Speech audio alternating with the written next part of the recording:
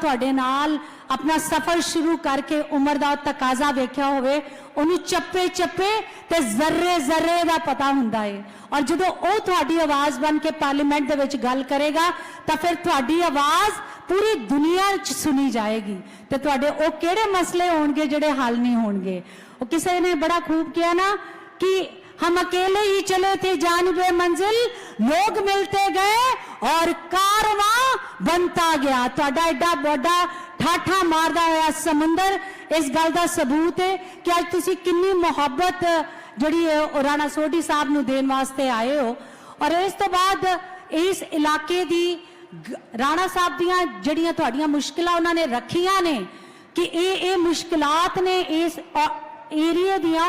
और खास तौर पे जदों इस जगह दे विच एक बंदा पीजीआई लैके आया हुए, साफ पानी लैके आया हुए और जिहदे विच लड़न दी क्षमता होवे अपने लोकां दे लई। और जिहड़ा बंदा अपने लोकां लई लड़ सकदा ना वो अपने लोकां लई दुनिया दे विच किसी भी बंदे नाल लड़ सकदा है। इसे करके उन्होंने डिफेंस मिनिस्टर साहब नूं गुजारिश की थी कि असीं बॉर्डर दा एरिया वां, साडे लोकां दे मसले वखरे ने, सानूं तुहाडे वर्गे नेतावां दी लोड़ है। आके एक बारी तुसीं दसो कि जदों ये मैनूं चुन के भेजणगे तो जदों तुहाडा थापड़ा मैनूं मिलेगा तो इस इलाके दा विकास पंजाब ने बल्कि पूरा भारत वेखेगा। कहते परिंदों को मंजिल मिलेगी जरूर, ये फैले हुए उनके पर बोलते हैं, वो लोग रहते हैं खामोश अक्सर जमाने में जिनके हुनर बोलते हैं। अपने हुनर दे नाल, अपने बब्बर शेर दलेर डिसीजन दे नाल जिन्हां ने हिंदुस्तान में एक नवी नुहार ते एक नवे रस्ते पैदा किए ने। अज खास तौर पर तुहाडे इलाके दे विच सरदार राणा गुरमीत सिंह सोढी होना नूं दस्सण दे वास्ते आए ने कि इस इलाके च जदों चुने जाणगे ते ओह तुहाडे लई किड्डी वड्डी आवाज़ बनणगे। मैं गुजारिश करांगी मंच ते डिफेंस मिनिस्टर इंडिया सरदार राजनाथ जी।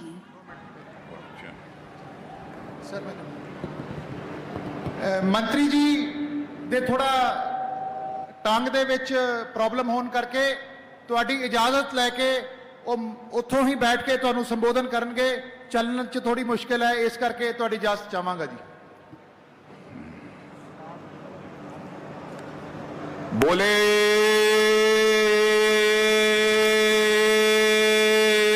सोनिया, जय श्री राम, जय श्री राम। बहुत बहुत धन्यवाद। आपकी आवाज में बुलंदी मुझे दिखाई दे रही है मेरे बहनों भाइयों। और मुझे लगता है कि आप लोगों ने मन बना लिया है कि इस पार्लियामेंट्री कॉन्स्टिट्यूएंसी से गुरमीत सिंह जी सोढी को भारी मतों से विजय दिलाकर भारत की संसद में भेजना।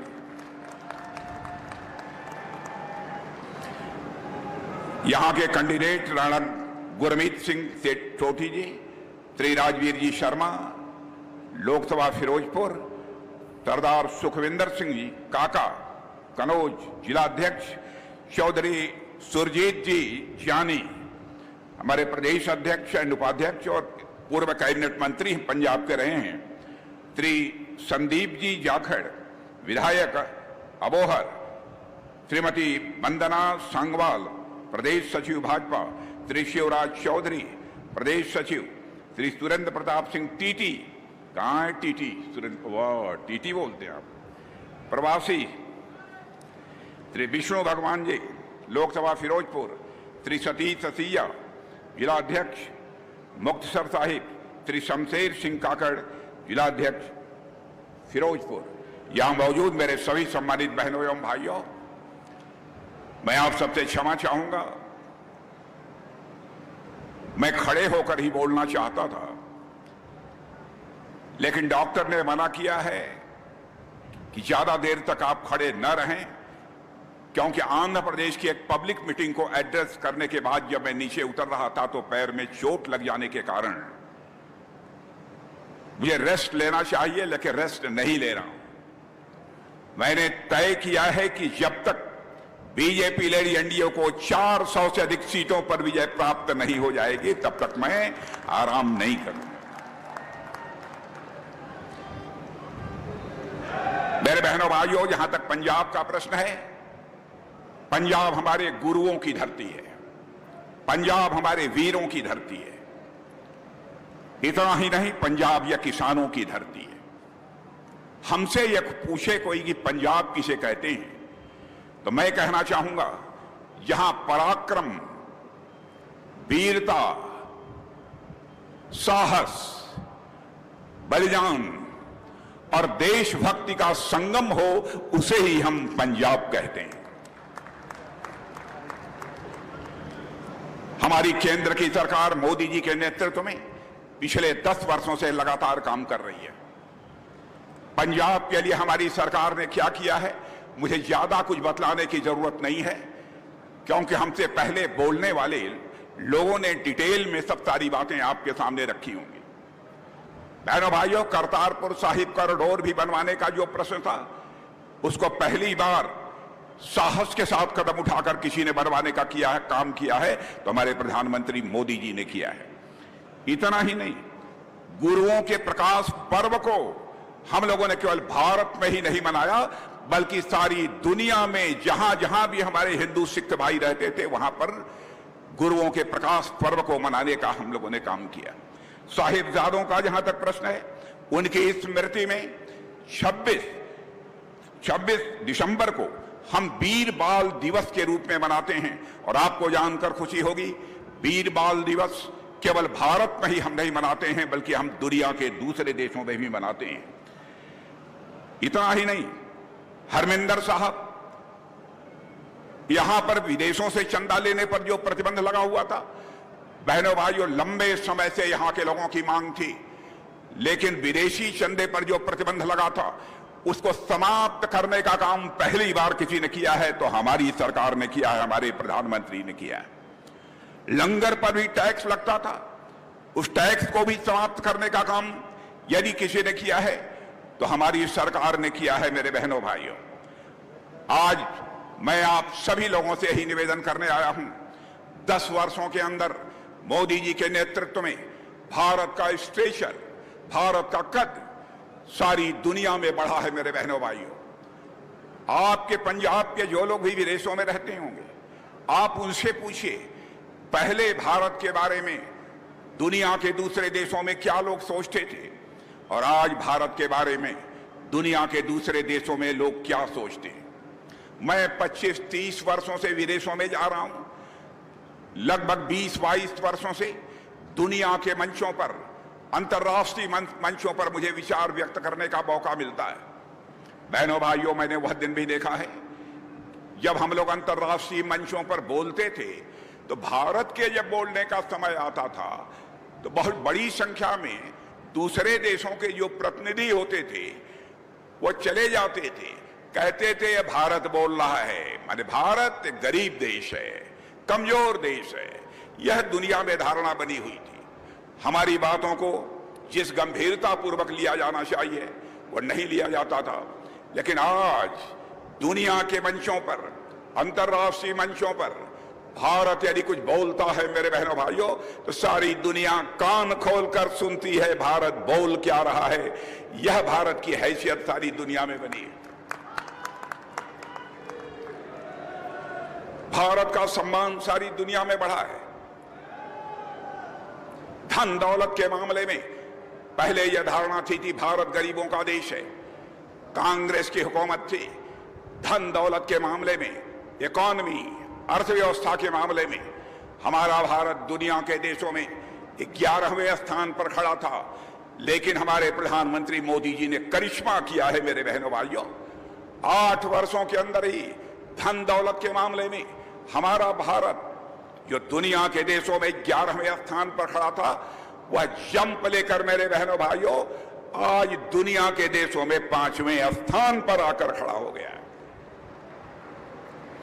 दुनिया की बड़ी बड़ी फाइनेंशियल फर्म्स, दुनिया के बड़े बड़े अर्थशास्त्री अब इस बात का दावा करते रहे, यदि ऐसे ही आगे मोदी जी के नेतृत्व में भारत में सरकार बनी रही तो 2.5-3 वर्षों के अंदर, यानी 2027 आते आते अर्थव्यवस्था के मामले में, धन दौलत के मामले में हमारा यह भारत दुनिया की टॉप 3 कंट्रीज में आकर खड़ा हो जाएगा। सारी दुनिया में यह धारणा बनी है। मेरे बहनों भाइयों, आप सबको बार बार गुमराह करने की कोशिश कांग्रेस के द्वारा की जाती है, आम आदमी पार्टी के द्वारा की जाती है।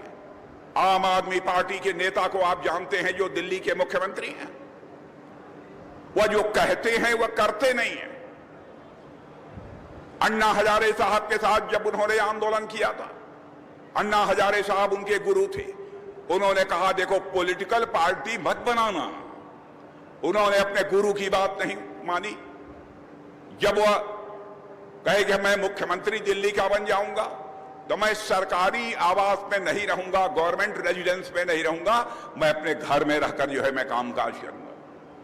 बहनों भाइयों, उन्होंने एक अपना शीश महल बनवा लिया है, आलीशान बंगलो बनवा लिया है, आज वह उसमें रहते हैं। इतना ही नहीं, उन्होंने कहा शराब की सारी दुकानें दिल्ली में बंद हो जाएंगी और जहां भी हमारी सरकार होगी शराब की दुकानें नहीं चलने पाएंगी खुलेआम। बहनों भाइयों, आज दिल्ली के गली गली में शराब बिकवाने की व्यवस्था यदि किसी ने की है तो आम आदमी पार्टी के नेता केजरीवाल जी ने की है। मैं समझता हूं कमोवेश यही स्थिति हमारे पंजाब की है मेरे बहनों भाइयों। यानी जो कहा है इन लोगों ने वो कभी नहीं किया। आपने देखा कि मुख्यमंत्री के आवास में ही दिल्ली में आम आदमी के पार्टी के नेता ने उसी की पार्टी की मेंबर ऑफ पार्लियामेंट महिला स्वाति मालीवाल को लात घूसों से पीटा गया, उसके बाल पकड़कर उसे गिराए गए। ये महिलाओं के सम्मान की बात करते हैं। एक तरफ हमारी पार्टी नारी शक्ति बंधन अधिनियम लेकर आती है और मैं अपने बहनों को बतलाना चाहता हूं वह दिन दूर नहीं है, इन्हीं 5 वर्षों में होकर रहेगा। भारत की पार्लियामेंट में और सारी स्टेट्स के असेंबलीज में महिलाओं का प्रतिनिधित्व अब 33% यह पक्का कर दिया जाएगा मेरे बहनों भाइयों। यह भी हम लोगों ने फैसला किया। जहां महिलाओं का सम्मान नहीं होता, नारियों का सम्मान नहीं होता बहनों भाइयों, उस देश पर, उस स्थान पर ऊपर वाले की भी कृपा नहीं होती है, भगवान की भी कृपा नहीं होती है। मैं जानता हूं पंजाब के गुरुओं का कितना महिलाओं के प्रति उनके मन में सम्मान था। ये लोग क्या कर रहे हैं? यहां पर भी आम आदमी पार्टी की सरकार बनी है। गुंडागर्दी, नशे का व्यापार, हेरोइन की तस्करी, क्या क्या नहीं हो रहा है।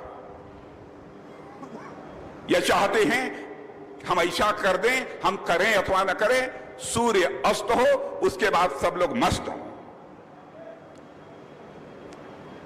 ताकि इनकी सरकार की तरफ कोई ध्यान ही न जाए।